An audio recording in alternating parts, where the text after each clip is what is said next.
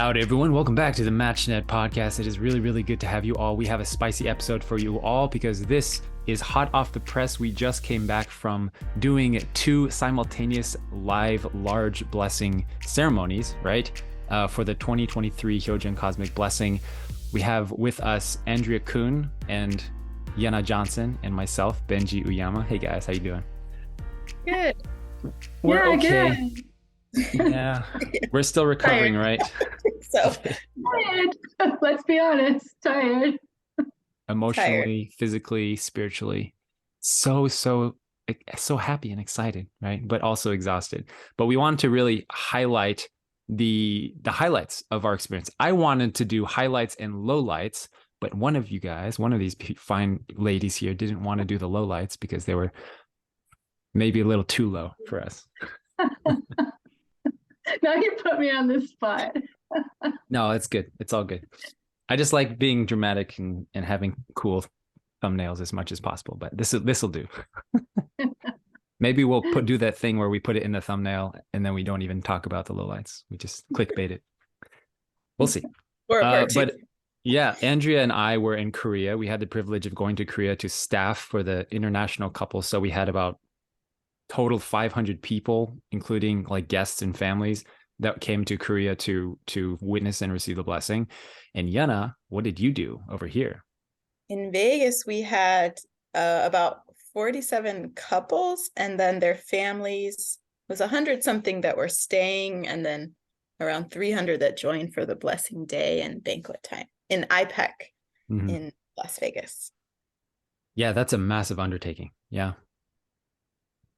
Yeah, so we're just going to jump into it. And I think the purpose of doing this is we want to reflect ourselves, because as the back end workers, we kind of see everything. We see the highlights and the lowlights, but we want to highlight the highlights for y'all because it is exciting. It's in many ways the blessing, wherever you're receiving the blessing, the ceremony itself surrounding it can be a transformative experience. Right? It's not just a ceremony. It's not just an opportunity to have a good time, but it can be a transformative experience. I think we've all witnessed that. And our goal as staff is to help provide that experience. So it's not just a one-time thing, but it's actually something that kind of catapults your relationship and your blessing forever, right? So maybe you start with you, Andrea. Give us what you got. Show and tell. Sure. I mean, thinking of like a real highlight, or it was a moment for me. So when we arrived, we had an orientation meeting just with the North American members, and I was just starting to speak and looking out at everybody, and I really suddenly choked up, and like I was looking at this audience and seeing these faces, and a lot of the people I know, and I know their journey, and I know, there were people there who were being blessed for the second or even the third time, and who didn't lose their faith, and they overcame whatever it was. And I just in that moment, I really felt like how Heavenly Father feels so grateful that these people are here, that they've overcome all these different obstacles. And, some of the people I'd shared their journeys, and and there were people there too who I knew needed special grace. And I know that some of them waited for years and years, and it felt so unworthy and felt so guilty about what had happened in their past. And yet they were here. And, like we were all ready for this experience, to receive this grace, to just have a completely clean slate. And yeah, that was a very powerful moment for me. And I just felt like this strong sense of unity, that we're all there as equals. It doesn't matter what's happened in the past, whether we've been blessed before, whether we needed special grace, or whatever the different struggle, that we're all beginning again. Like the next day was going to be the holy wine ceremony. And it's really like, you're a completely new person. And I felt so much love for everybody in that moment. I really did. I felt a lot of compassion for different situations, and just so excited about this new start that was going to happen the next day. So that was definitely my number one highlight, or just my moment with God, basically feeling how God feels. Yeah, I mean, because you've been acting as the BFM director, coordinating this venture of going to Korea and getting all these couples there. So you are involved in a lot of the lives, right, of these couples. Yeah. So you have that I don't want to say privilege, but that perspective, right? Of knowing where they're coming from and what they've done to receive the blessing, right? I mean, it kind of is a privilege. I really feel like, people trusted me. They shared their lives with me. They went, I went a part of their journey with them. And so it felt very special and very personal. And, and then again, on the day of the blessing, we get to the hall pretty early, like it's 2 hours before it actually starts. So that was kind of a relaxed moment for me. It's like, everybody's here now. We've got through what we need to get through. And so that was when I could finally start talking to different couples.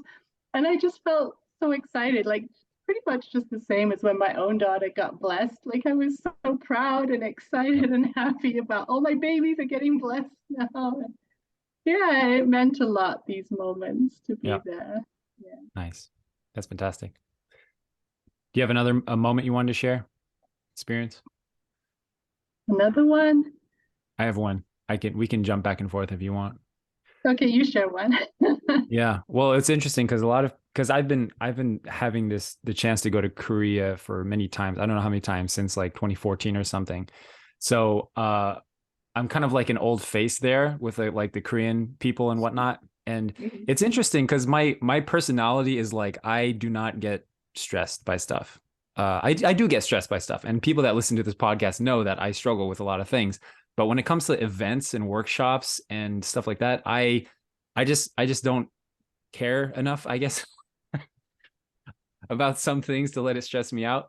And so people are always like, Benji, are you okay? You're doing so much. And I'm like, I'm just like, I have the time of my life. It's just fun for me.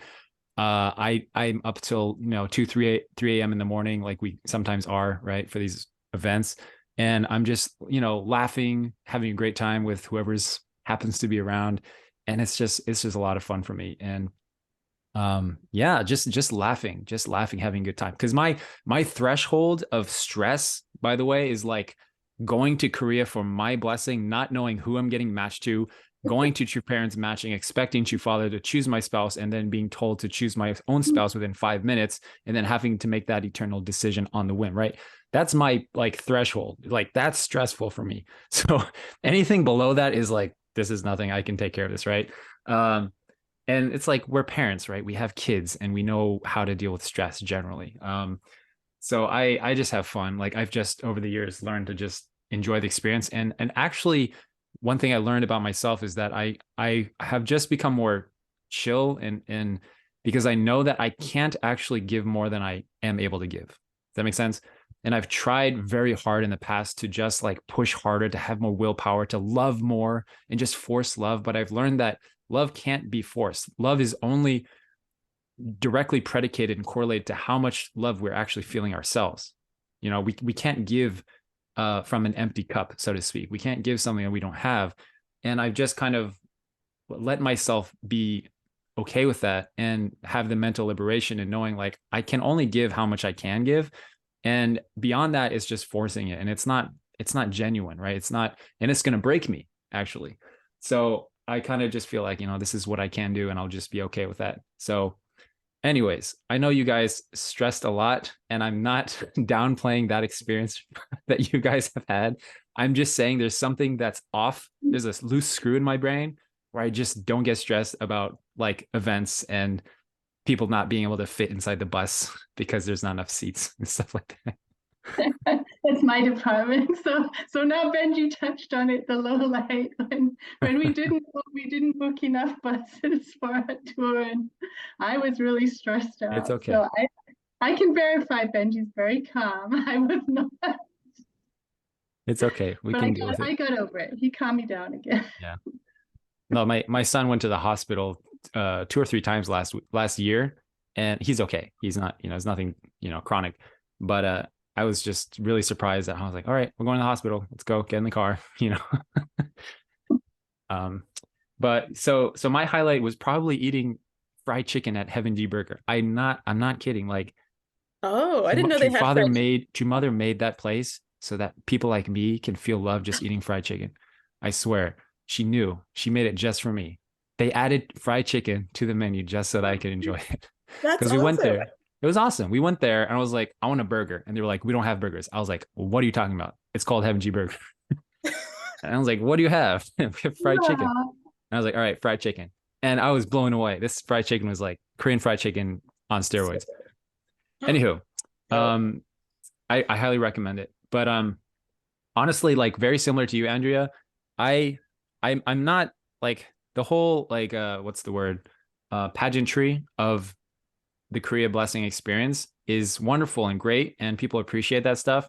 But I think when God looks at the couples that receive the blessing, I think God is just happy that people are receiving the blessing, and God is just happy that two individuals, two families, two clans have found people that they could learn how to grow in love with, and are committed to doing that, and committed to passing on this blessing tradition to their children. And I think that that's what gives God a lot of joy and happiness. So if I think about God's heart regarding this blessing, I think everything else is cherry on top, if you will, and an extra. So yeah, that's all great. But when I see couples that, now at the risk of sounding like pretentious for saying this, seeing couples that against all odds were able to find someone is really moving to me. And we don't talk about this often, but I think it's important to highlight because it puts a bit of perspective and gratitude, I think, in our hearts. When we find people who have been through the most dire limitations, physical or emotional, and not to get specific, but or experiences like being through marriages and divorce, having children even, and going through different tragic experiences and tormenting patterns, and seeing those individuals against all odds find someone that is just like brilliant and able to love each other and find the heart to give grace and learn how to love each other over the time span of their blessing. Seeing those couples really moves me a lot. And I think the reason for that is, number one, those individuals who have a lot of limitations in terms of their pool of opportunity, right? Because if you think of it as like a numbers game, it really is the case that for some people it's just going to be harder to find someone. Like, I don't know how to say that without but I think it's important because it gives perspective. There are, like, if someone is in their 40s, 50s, 60s, has children, been divorced, it's going to be harder for them to find someone, right? Would you guys agree? Yes. But despite that, I'm always surprised there is always someone for people, right? There always is, and that's moving to me to see that. And because they had the courage and the faith to walk this path and have faith that there is someone, and put themselves out there and put themselves on the line, go to the workshops, put themselves on the websites, invest in themselves, work on themselves, grow their capacity to love, and go get themselves out there and open up their pool of opportunities to be open to different options, right? And that's cool. That's really cool. That takes a lot of guts and faith to do that, but also because it allows God to work, I think, in their relationship. And on the contrary, I think when people limit their pool of individuals or opportunities, it doesn't let God work, because you don't know. Like, I think any of us who have been blessed for a number of years can confidently say, like, we had no idea that our blessings and our relationships would turn out as they are. We had no idea that our families and our kids would turn out the way they are. And if we had our own way, based on our limited understanding of ourselves and the world and God at the time, if we had our own way, we probably would have made a decision that was probably not so wise, and wouldn't have allowed us to grow into the people that we've become. And I think that's really the magic of the matching process, and how God can work is having that openness, right? So I was just watching a few couples, right, that, just against odds, it's just they found someone, right? And it's like, if that person can do it, anyone can do it. And that's what I really have to say, like, regarding this post. If that person can do it, anyone can do it. Yeah, so that was my kind of key moment. What about yourself, Yana, or anything? Oh man, yeah, I was thinking of two. One, it's funny because I'm a very like visualization person, right? I was trying to tell the team, like, when we got to IPEC, because there's a lot of planning for IPEC. We just had to plan everything, right? And the core team meeting for months on end about this, and then it's actually coming, and I just kept visualizing all the couples in their wedding gowns and suits, on the day, like, even earlier and trying to get people to think about that, because the excitement, all of those feelings, like knowing their journey, it's really such an honor, those moments. But what was interesting was like, there's this one couple that walked in that I know, again, similar, Andre, like their journey, where they've been. And for a lot of couples I'd been going through when we were putting the rooms together, right? We were like looking through at their pictures and trying to think. But this couple, I had never seen their picture. And it was just this moment where I was like, but I knew who they were so well because of just their whole situation. And I was just so happy to see them. And they looked so happy and bright. I mean, I was like, how was your flight? And they were like, it was terrible, but they were still so happy. And I just felt like they kind of got swept up into like the excitement and energy and just this whole, you know, we talk a lot about the environment that you create.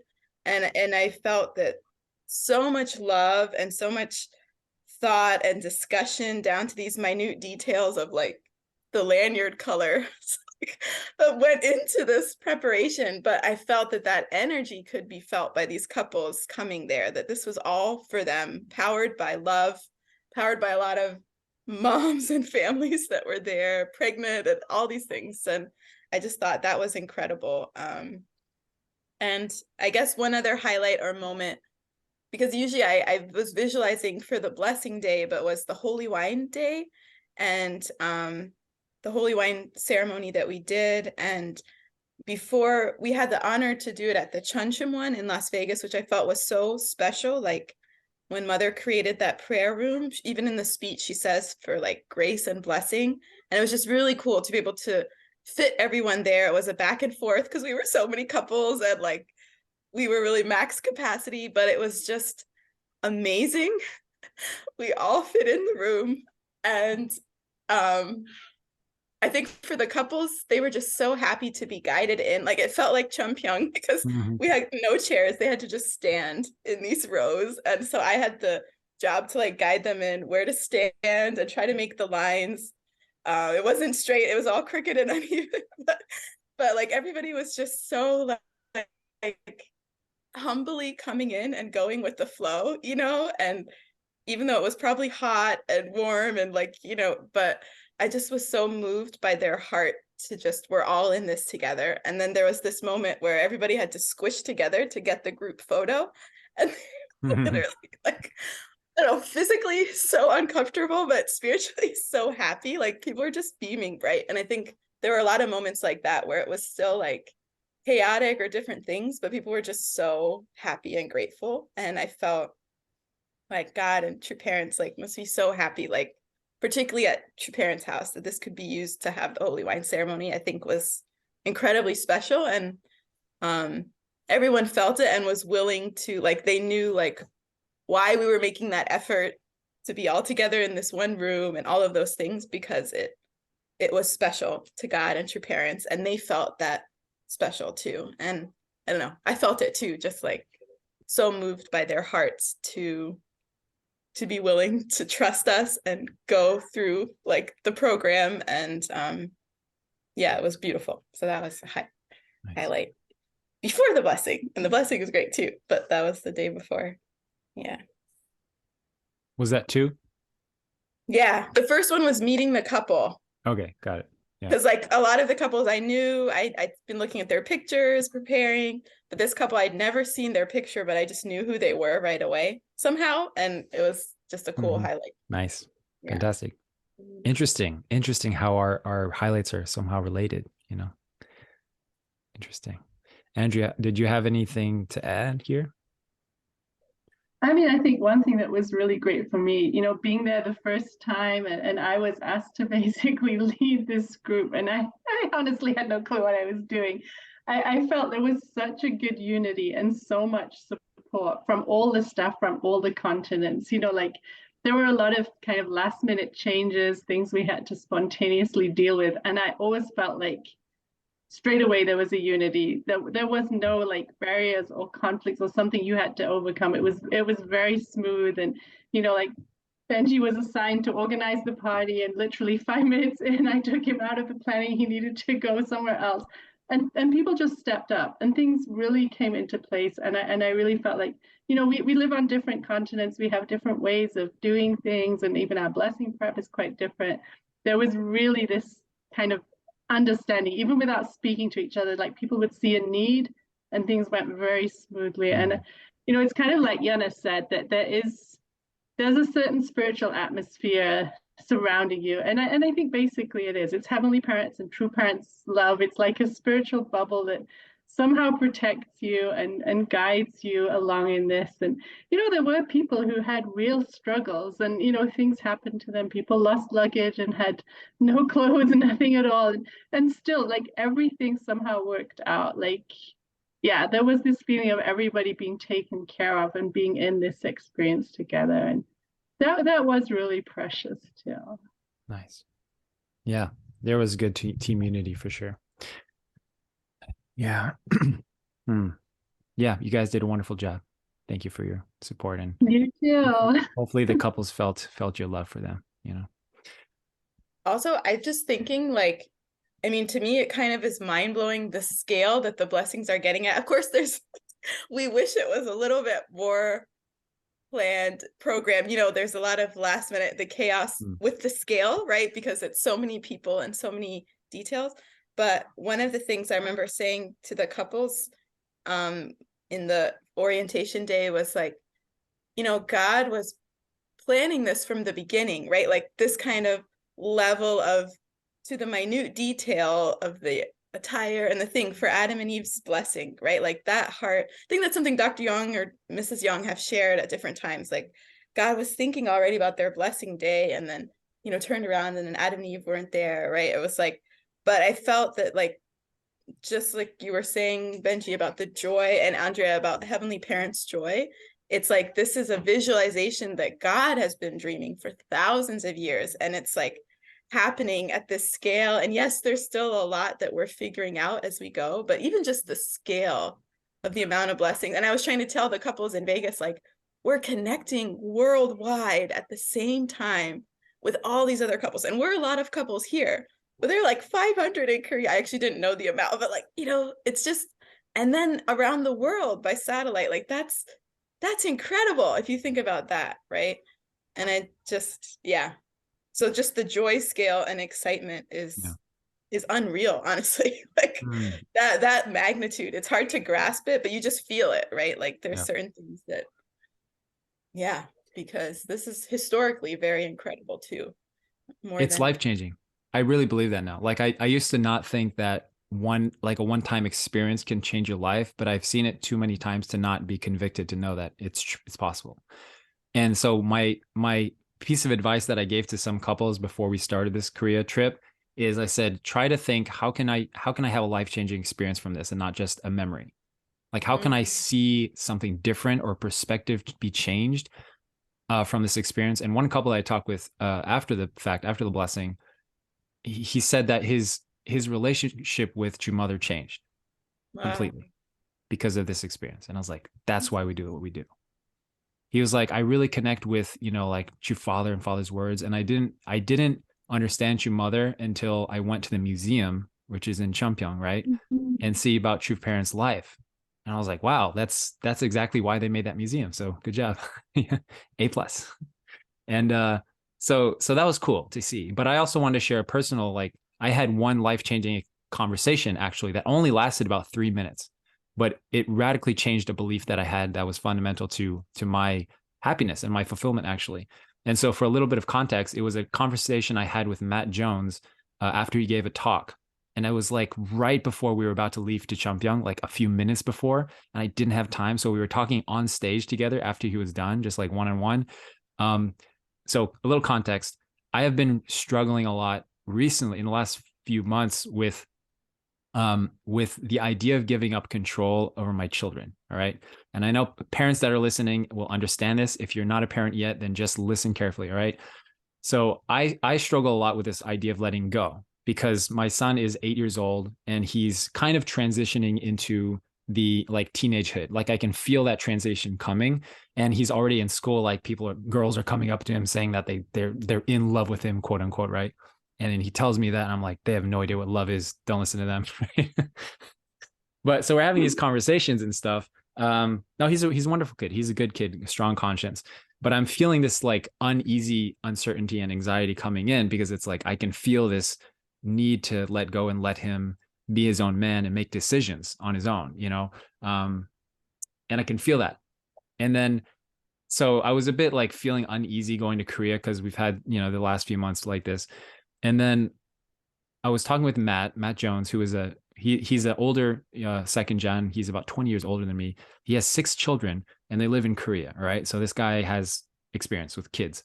So I was talking to them and he was like, how are you doing, Benji? Right. Which no one ever asks me, by the way, at workshops, because I'm usually the one that's talking to people. He's like, how are you doing? How's life? And then I was just like, it's kind of hard, to be honest, you know, parenting. And when I said that, he immediately knew intuitively what I was talking about. You know what I'm saying? He immediately knew what I was struggling with, because we're on like the same wavelength. And then he said he shared experience with his kids, and he said the hardest thing that I've learned raising kids for the last 20 years. His oldest is 20, early 20s. He said the hardest thing that I've had to do is let go of control and let them make mistakes and let them make their own decisions. And that's all he said. And in that moment, it's like a belief in me broke, because I realized when I was reflecting on that conversation that I had a belief fundamentally that I know what's best for my kids. And if I can control, to some extent, then it will result in the best outcome for them. And that's like a deeply seated belief that I had. But in that conversation, I realized that actually I don't know what's best for my kids. I don't. And ultimately, my children do not answer to me. They answer to God, and they answer to their conscience. Yeah. And then and it's important, because I think we understand this intellectually. We know that control is not good. If we over control, helicopter parenting, we all hear about that stuff.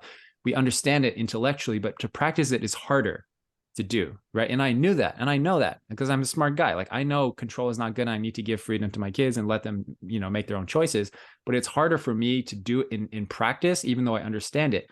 But what happened was I changed my belief from I know what's best for my kids to actually I might not know what's best for them. And if I do succeed in controlling my kids, which most of the time never happens, by the way, right? If I look at all the parent-child relationships I know, the parents that try to micromanage and control their kids' outcomes in their lives never succeed. It actually pushes them farther away from what you want, right? If that, in a very rare case, does it happen where somebody actually listens to you, right? And if I do successfully control my children and micromanage them, guess what happens? The worst case scenario is they become just like me, right? The worst case scenario is I don't teach them to be better than me. Yeah, and they're just like me, and it's not, of course, it's like some people hear that, but my personal belief is that my job as a parent is to make kids better than me, not just like me. And so it's like, it was very liberating mentally and spiritually for me, because it was like, I actually have to relinquish to God, and they have to answer to God ultimately.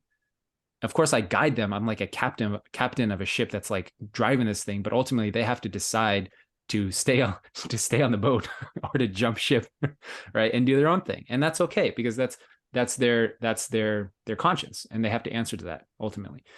So yeah, this was a very helpful conversation and chain of events and thought patterns that led me to having a different belief in the way that I raise my kids, that I'm sharing now, because even though it's very personal to me, I hope it'll be helpful to some extent for people in different situations. And I learned that how powerful, if you change a belief, it can totally change your behavior from I want to be over controlling to actually don't want to be controlling, because that's the worst case scenario,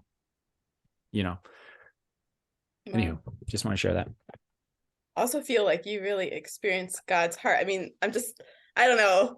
Someone was always saying we always go back to Adam and Eve, but I think about Adam and Eve a lot with the blessing, like we're just talking about. And that's it, right? The freedom, why God didn't intervene, right? Mm-hmm. How hard that is as a parent, but why? God knows what you're feeling, Benji, about that. The hardest thing to let go, but yeah. Anyway, that's what I was just thinking. That's a very deep understanding of parental heart.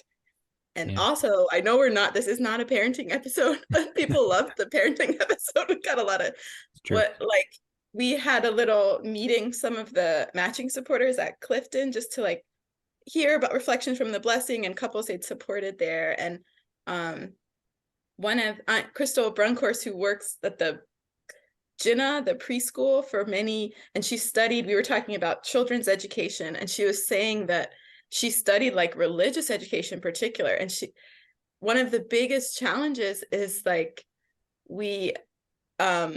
when you're teaching, it's across the board, any religion, right? Teaching is that we try to do too much to the scripture and too early instead of tapping into their imagination. Like, what do you think an ideal world would be like? What do you think? Like, getting that is so much more important for helping that moral compass develop. And I don't know, it was like a mind-blowing for me, like, that's so true. Like this whole visualizing the ideal world, visualizing what God was imagining from the beginning.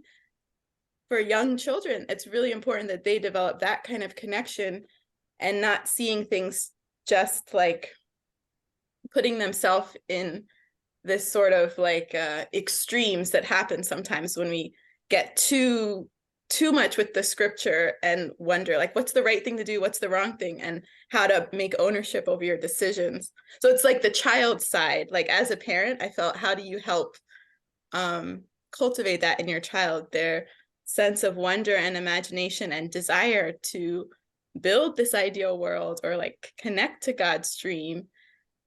If they genuinely feel that, that's going to help guide them more than a list of right and wrong toward what we hope they would live. I don't know if that makes sense, but to me, that was also a moment this week that was like, whoa. And I just felt so much hope for the future and for, as a parent, how we raise our children. Because I think about it all the time. One day, hopefully, children going to the blessing, seeing the parents was a huge highlight, how happy they were to see their children, getting blessed, just like you were sharing, Andre, like you felt the same. I think that's amazing. It's very much a parental heart feeling. You see, guys, we're still learning. We're always curious. We're always trying to grow. We're always trying to learn, right? Andrea is the veteran parent here, raised. Yeah, we're the young parents. Adult children, Like, you guys have no idea what you're talking about. It's all concept. You're a lot less powerful than you think you are as a parent. That's what I realized, that it's not just letting go, it's also realizing that you don't even have that power. And actually, it's good. There are a few people I know, who really had helicopter parents, and they really, molded them and guided them. And as adults, these people are not capable of living their own life. They look, for every step of their life, they're looking for someone else to guide them, whether it's in their job, whether it's in their relationship with their partner. They are missing that confidence and self-esteem to know, I can make a decision. I know, there's a part of me inside, I can trust myself to make decisions. And so it's really important to let children have their experiences and, believe in themselves. A child has to find God within themselves. I think that is really key, and know that they have that no matter what, and whatever else is going on around them or who they're living with or what circumstances they're in, that they trust in themselves and their relationship with God to guide them. Yeah. Well, I think that's a key point to end here on. And we just want to thank you all so much for your support. We love traveling to these workshops and hearing how you guys benefit from the MatchNet podcast. I love it. Like I go to Korea and people are like, hey, I see you on the internet and you helped me get here. Right. Or something like that. It's humbling more than what's the word, ego inflating. It really is. It's like, if you guys understand how much we as a team love the blessing and the matching process and how much we love you guys, then you'll understand how humbling it is to know that we can play a big role in your preparation and receiving of that blessing. It really is. So that's the only reason we do it, is to help you guys. So please feel free to share this episode with somebody that you love and your team, your matching team, and we will give you all the love in the world. Please join the MatchNet program at matchnet.us if you want to really take this seriously and get ready for matching with all the education that you need in one place. All right. That's all for now. We will talk to you guys in the next episode. Lots of love. Bye. Bye Bye, everyone.